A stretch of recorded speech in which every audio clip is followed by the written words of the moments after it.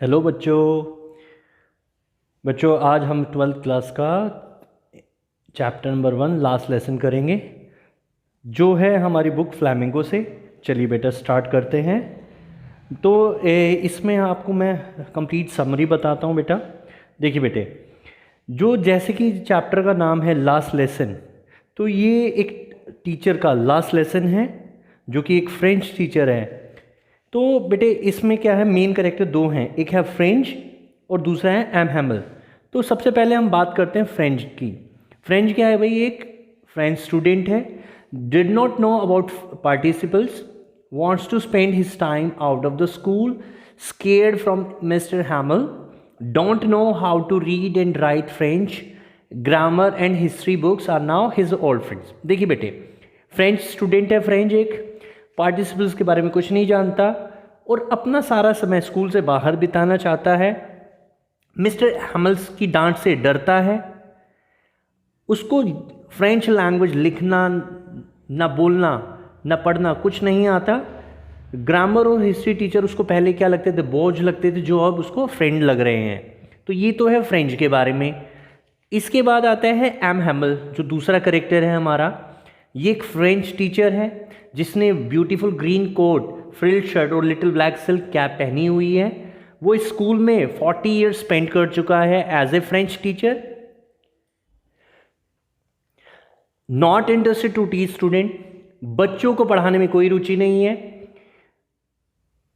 पढ़ाने की बजाय बच्चों से पूछता है अपने फ्लावर्स को पानी देने के लिए, और जब भी उसका फिशिंग का मन होता है तो वो हॉलीडे दे देता है। लास्ट में वो फ्रेंच लैंग्वेज के बारे में बात करता है, बताता है कि भाई ये मोस्ट ब्यूटीफुल और लॉजिकल लैंग्वेज है, और वो सब कुछ देना चाहता था जो भी उसके पास था। तो लास्ट में आकर वो क्या दिखाता है, एक देशभक्ति की भावना दिखाता है, और उस देशभक्ति की भावना को वो अपने सभी स्टूडेंट्स में भर देना चाहता है। चलिए बेटे आज चलिए स्टार्ट करते हैं चैप्टर को। शुरुआत में क्या होता है, जो फ्रेंच था, जो कि एक स्टूडेंट है फ्रेंच लैंग्वेज का, उसको उसके अध्यापक एम हैमल ने क्या दिया था, पार्टिसिपल्स के बारे में याद करने के लिए दिया था। लेकिन जो फ्रेंच है वो पार्टिसिपल्स के बारे में कुछ भी नहीं जानता। तो इसलिए वो सोचता है कि अपना सारा समय कहाँ बिताए, स्कूल से बाहर बिताए। फिर उसको दिखता है कि भाई मौसम भी अच्छा है, तो सब कुछ अच्छा है, तो सोचता है क्यों ना मैं चलता हूँ। तो वो इसीलिए स्कूल के लिए निकल पड़ता है, और रास्ते में उसको ड्रिल करते हुए पर्शियन सोल्जर्स दिखाई देते हैं। एक क्राउड दिखाई देता है जो कि टाउन हॉल में था, और वो सब नोटिस बोर्ड के सामने खड़े हुए थे।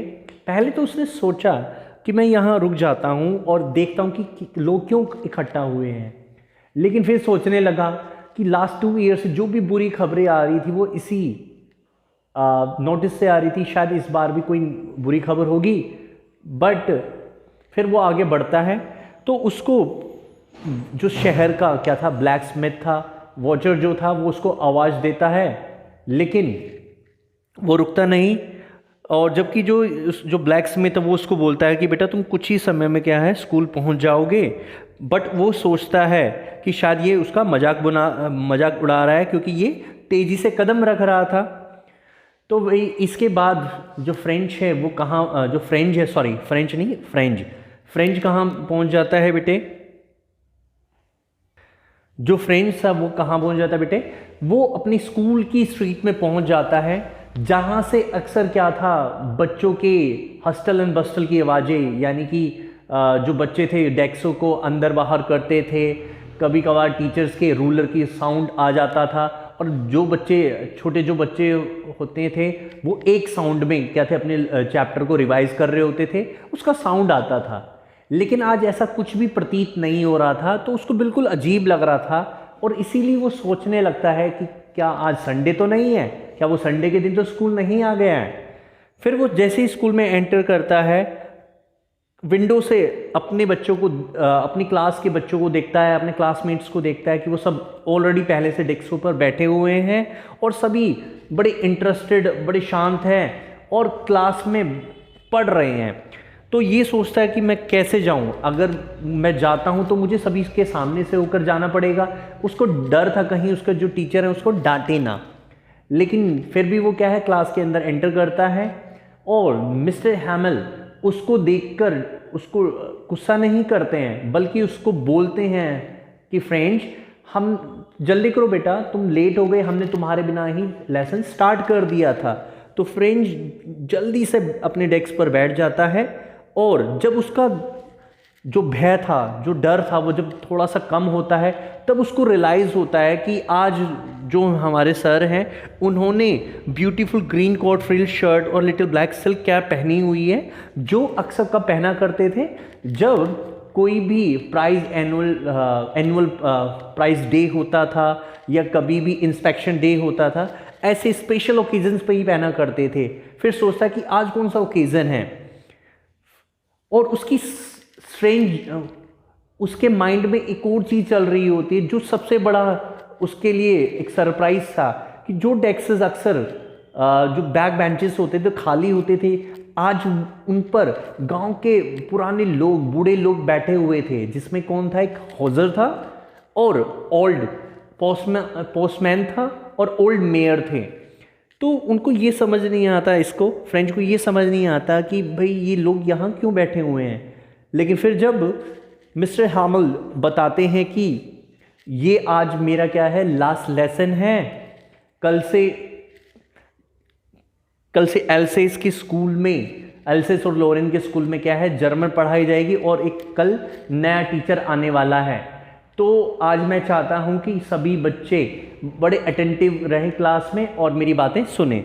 तो ये सुनकर फ्रेंच है, बड़ा शौक लगता है उसको, उसके शरीर के ऊपर बिजलियां सी कड़कने लगती है। वो सोचता है कि मुझे तो कुछ भी नहीं आता, मुझे तो फ्रेंच लैंग्वेज पढ़नी भी नहीं आती, ना बोलना आता है, तो लोग मेरा मजाक बनाएंगे, हंसेंगे कि भाई तुम दिखते तो फ्रेंच की तरह हो, लेकिन तुम्हें फ्रेंच नहीं आती, ना तुम लिख सकते हो ना बोल सकते हो। ये सोचकर वो बहुत चिंतित था। और फिर उस अपने आप को कंपेयर करता है एक पक्षी के बच्चे से, कि जब वो अपने अंडों से बाहर निकलता है तो उसको कुछ नहीं पता होता और सोचता कि यही हालत मेरी है। फिर ये कहता है कि भाई आज जो मिस्टर हैमल है वो इतने अच्छे से एक्सप्लेनेशन दे रहे हैं हर चीज़ का, इससे पहले उन्होंने इस तरह से नहीं दिया और ना ही मैंने कभी इतने ध्यान से क्लास में कभी सुना। आज मुझे हर एक चीज़ क्या है समझ में आ रही है। ऐसा लगता है कि जो मिस्टर हैमल है, जो भी उनके दिल में था, जो भी उनके दिमाग में था, जो भी नॉलेज थी, वो सब कुछ क्या है अपने स्टूडेंट्स को दे देना चाहते हैं। और शायद ये जो ओल्ड मेयर और ओल्ड जो हॉजर था और ये विलेजर्स थे, ये सब इसीलिए आए थे कि कल से क्या है यहाँ पर जर्मन टीचर आने वाला है। तो ये एक तरीका था मिस्टर हैमल के प्रति अपना थैंक यू व्यक्त करने के लिए, साथ में अपने अंदर एक देशभक्ति की भावना, देश के प्रति एक फीलिंग दिखाने के लिए। जब वो ये सारी बातें सोच रहा था, तभी मिस्टर हैमल क्या है फ्रेंच का नाम पुकारते हैं।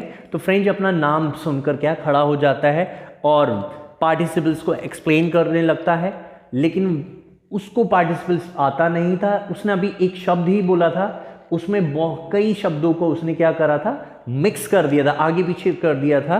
तो ये खड़ा रहा डेस्क को पकड़े हुए और नीचे देखता रहा। इसके अंदर इतनी हिम्मत नहीं थी कि ये ऊपर देख सकें।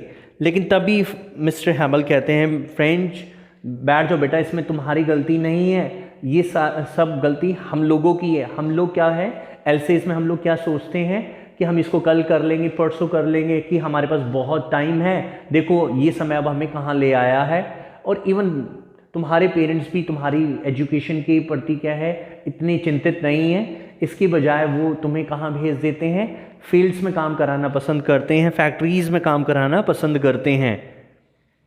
और इवन इसमें मेरी भी गलती है, जब मुझे तुम्हें पढ़ाना चाहिए था तब तो मैं तुम लोगों को अपने फ्लावर्स में पानी देने के लिए भेज देता था, और जब भी मेरा मन होता था फिशिंग करने का तो स्कूल में मैं हॉलीडेज़ अनाउंस कर दिया करता था। तो ये सारी चीज़ें वो बता ही रहे थे। उसके बाद वो अपनी लैंग्वेज के बारे में बताते हैं कि बच्चों अब हमें क्या करना है, अपनी इस लैंग्वेज को, फ्रेंच लैंग्वेज को बचाए रखना है, जिसको वो क्या कहते हैं कि ये वर्ल्ड की सबसे मोस्ट ब्यूटीफुल और लॉजिकल लैंग्वेज है और सबसे सुंदर लैंग्वेज है। तो इसको हमें क्या करना है, बचाए रखना है।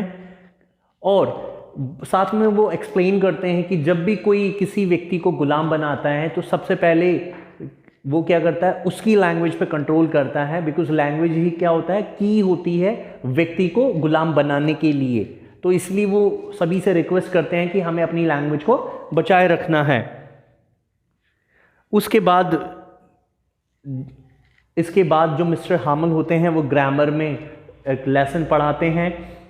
और जब मिस्टर एमएल क्या थे, बैठे हुए थे, तो फ्रेंच देखता है कि ऐसा लग रहा है मिस्टर हैमल क्या है, इस रूम के हर एक कोने को, हर एक चीज़ को अपनी आंखों में बसा लेना चाहते हैं, क्योंकि उन्होंने यहाँ पर 40 साल दिए हैं, आखिर उनको इसको छोड़ के जाना है। तो ये इनके लिए क्या है, बहुत ही दिल तोड़ने वाली बात है।